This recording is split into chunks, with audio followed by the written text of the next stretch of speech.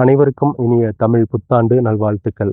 புதுக்கோட்டை மாவட்டம் ஆலங்குடி வட்டம் குலமங்கலம் அருள்மிகு பெருங்காரையடி மிண்டாகினார் திருக்கோவிலில் தமிழ் புத்தாண்டு தினத்தை முன்னிட்டு பக்தர்கள் காணிக்கையாக காகித பூ மாலையை ஆசியாவின் மிக உயரமான குதிரை சிலைக்கு செலுத்திட்டு வராங்க. கடந்த பங்குனி உத்திரத்தப்போ நம்ம ஒரு வீடியோ போட்டிருந்தோம். பொதுவாக இந்த கோவிலுக்கு காணிக்கை மாலை என்பது மாசி மக திருவிழாவில் மாசி மகத்தன்று செலுத்தப்படுவது வழக்கம். அதில் தீண்டல் மற்றும் பல்வேறு காரணங்களால செலுத்த முடியாதவங்க பங்குனி உத்திரத்துக்கு போட்டுட்டு இருக்காங்க அப்படின்னு சொல்லிட்டு பங்குனி உத்திரத்தப்போ நம்ம ஒரு வீடியோ போட்டிருந்தோம். அதுலேயும் முடியாதவங்க அதுலேயும் தவறும் பட்சத்தில் தமிழ் புத்தாண்டான இன்று செலுத்திட்டு வராங்க. அதாவது ஆண்டுக்கு 3 முறை மாசி மகம், பங்குனி உத்திரம், தமிழ் புத்தாண்டு ஆகிய 3 தினங்களில் மாலை செலுத்தலாம் அப்படின்னு சொல்லிட்டு கோவில் நிர்வாகம் மற்றும் அறநிலைத்துறை ஏற்பாடு செஞ்சு கொடுத்துருக்காங்க.